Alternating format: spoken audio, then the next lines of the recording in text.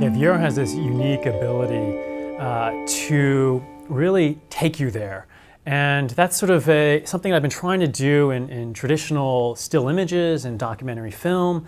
And those mediums have great power to influence.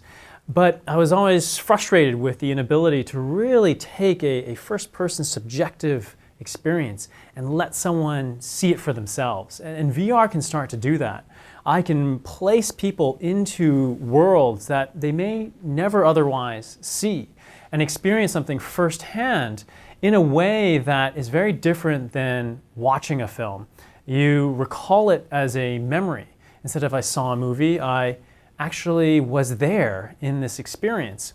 And so those memories actually encode in a stronger way. And I think that allows us to reflect and process them in a more personal way. You have an emotional connection, and you get as close to being in their position as possible. It's not completely a first-person perspective, and there's some testing and research around that where could we actually embody someone else. That's a little bit harder. But right now we know we can at least be very close. And when you are very close to someone and you're seeing what they're experiencing, you start to internalize that. We have these mirror neurons that we can feel what other people are feeling. And that reflection that I think is invoked from these powerful experiences can start to foster empathy for the other. And it can dissolve your own ego and help you take the perspective of someone else. And I think this special ability of VR is really important for the urgent crises that we're facing, especially climate change, which it can be hard to dig into, to really lean into, because it seems so big and abstract. But when you are experiencing climate change right in the places that it's happening, you feel like it's here, that you're getting this glimpse into the future of a world of extreme weather, of dried out desert conditions, of refugees, of pristine ecosystems collapsing and being destroyed.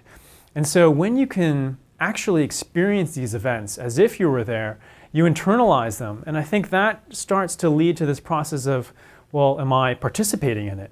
Am I consuming fossil fuels that I don't need to? Can I divest from some of the industries that are responsible for this crisis?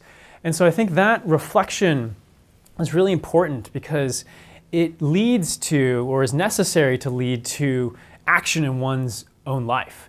And there's a whole threshold of different actions one can take to engage with this incredible environmental problem that we're facing. And so, this chain of events, I think, can be triggered through a singular powerful experience.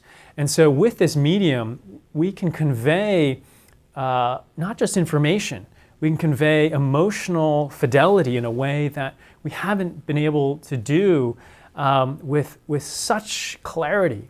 And so we can really feel what it's like to be a mother in the deserts of Somalia, trying to find food for her children, and having to flee to the outskirts of cities into huge camps, and seeing that they're really just trying to care for their families, just as we would do if we were there. And so I think it has this ability to help us invoke the empathy that we all have and cultivate the compassion and the action that is needed to address so many of the world's problems.